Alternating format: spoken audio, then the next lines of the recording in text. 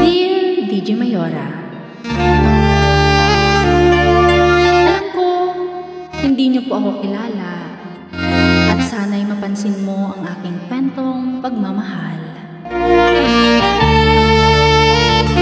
Ako po si Lizel May na taga Cayapa, Vizcaya. Ako po ay kasal sa aking asawa at 5 taon na po kaming nagsasama. Happy naman po ang pagsasama namin ni Lucifer. Walang araw po ang pagtitext at pagbibideo call namin. Dahil malayo po ang working duty, araw-araw po kami na nagbi-video call. Ay, ulit-ulit siya. Kami po ay may isang anak, DJ Mayora, at masaya naman po ang aming pagmamahalan kahit kami po ay magkahiwalay.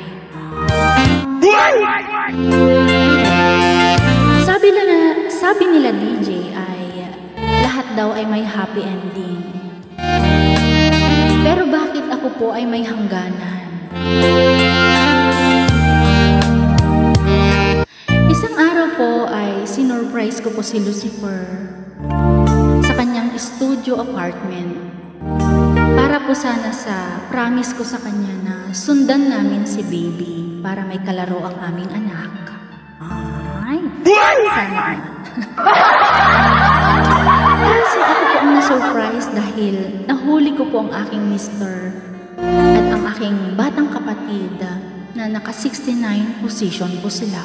Ay, bawal to sa mga bata, pasintabi.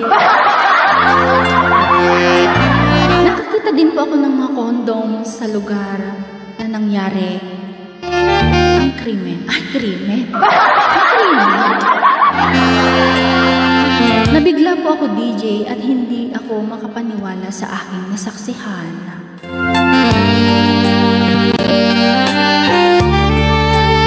Dahil ang aking kapatid at ang aking asawa ay matagal na pala nila akong niloloko. Wala po silang masambit sa mga nabitawan kong salita dahil hindi ko na rin po namalayan. Nanawalan po ako ng malay. Siguro sa nervyos ko o sa galit ko, DJ. Saan ba ako nagkulang, DJ? Mahal na mahal ko po ang aking kapatid.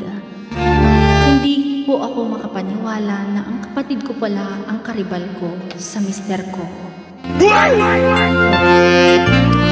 Sa pagbalik ng aking malay, nandoon ang 2 taong mahal ko, ang aking asawa at ang kapatid ko. Sabi ng kapatid ko, ate, sorry, mahal na mahal ko si kuya. Hindi ko po kayang mawala siya. Ito ang mga binitawang salita ng aking kapatid. Sabi naman ng aking asawa, mahal, alam kong hindi mo kami mapapatawad sa aming nagawa. Pero, alam mong mahal na mahal kita. Kaso mahal, iba ang aking hanap. Yan ang mga narinig ko sa bibig ng aking asawa. Alam niyo, DJ, sobrang mahal na mahal kong aking asawa at hindi ko alam kung paano ang gagawin ko. Gusto ko po sanang sumabog, mamatay, magpasagasa sa tren, or tumalon na lang sa building, DJ. DJ Mayora, hoping na mapansin ninyo ang aking maiksing kwento ng pag-ibig at naway ako po'y mabigyan ng payo. Lubos na gumagalang, Lizel May na taga Cayapa, Vizcaya. Ay, naku. Diyos ko, Lord, di ba nakakagigil? Gigil na gigil.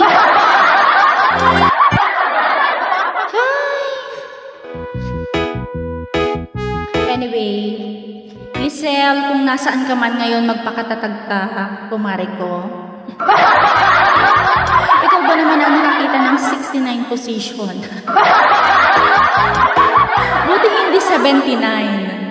Mas malala yung sa 69. Kasi sabi sa mga kaibigan natin, mga 18, mga 7.